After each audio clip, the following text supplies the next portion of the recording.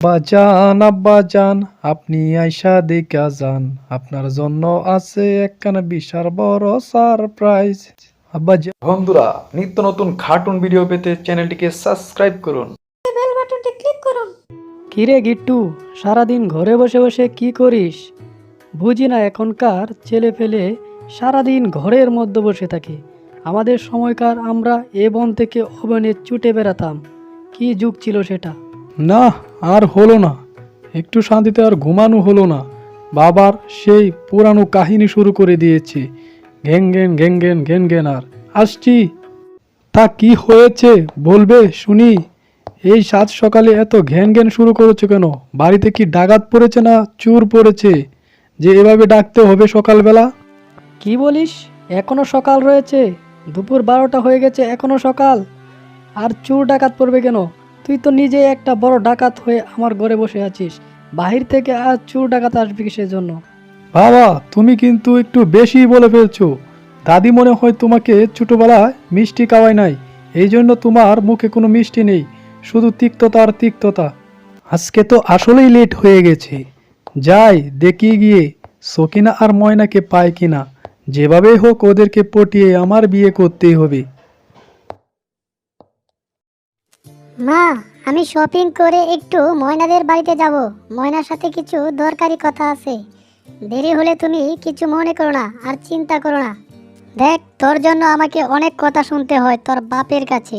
তুই সারাদিন ড্যাং ড্যাং করে ঘুরে বেড়াবি আর কথা শুনবো আমি, সেটা কি করে হয়? ময়নাদের বাড়ি এখন যেতে হয় কিসের জন্য? পরে এক সময় যাবি। আজ তোর বাবা আসবে, ময়নাদের বাড়িতে যেতে হবে না। মা, আমার তো খুব দরকার, আমি যাব আর চলে আসব। তুমি চিন্তা করো না, বাবা আসার আগেই আমি চলে আসব। ময়না, আম্মুকে বুঝিয়ে আসতে অনেক কষ্ট হয়েছে।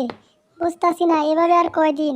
আমরা তো এখনো গিট্টুকে কিছুই বলতে পারিনি, ও তো কিছু বলে নাই। হ্যাঁ রে হ্যাঁ, তুই ঠিকই বলেছিস।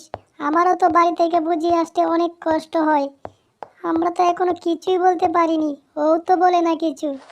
কিরে বেটা, তোর এতক্ষণে আসার সময় হলো নবাব জাদা? সরি বন্ধু, দুই বউকে নিয়ে স্বপ্ন দেখতে দেখতে কখন যে 12টা বেজে গেল আমি তো টেরই পাইনি। তুই যে লেট বাবু, তুই কেমনে দুইটা বউ সামলাবে আমি বুঝে আসে না। আচ্ছা, সেটা তোকে পরে দেখাবো নে, এখন চল আগে। তুই আসবি বলে তোরই পথে আজও বসে থাকি। এই তো চলে এসেছে আমার আনারকলিরা। এই যে হ্যান্ডসাম, তুমি কি বললে? আরেকবার বলো তো শুনি। আর তুমি কাকে উদ্দেশ্য করে বললে? আমি তো তোমাদের দুইজনকে উদ্দেশ্য করে বলেছি।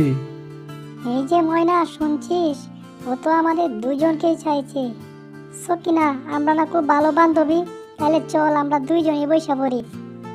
কি গো আনারকলিরা, তোমরা কি ভাবছো আর বলছো? আমাকে বলো না শুনি। তাহলে কি তুমি বলতে যাচ্ছ তুমি আমাদের দুইজনকেই চাও? হ্যাঁ, এইবার বুঝবার পারছো, আমি তোমাদের দুইজনকেই চাই। তাহলে আমরাও দুই বান্ধবী রাজি আছি। দোস্ত, তাহলে মিয়া বিবিরা রাজি, তাহলে কেয়া করে কাজী।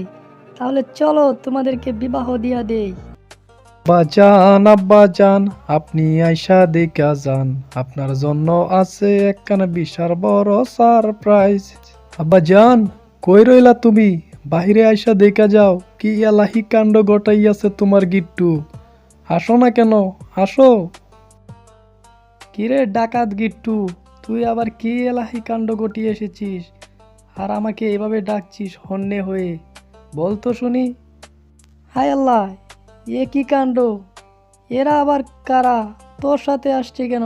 তাও আবার বধূ সেজে? আমি তো কিছুই বুঝতাছি না। আব্বাজান, তুমি বুঝবার পারতাছো না?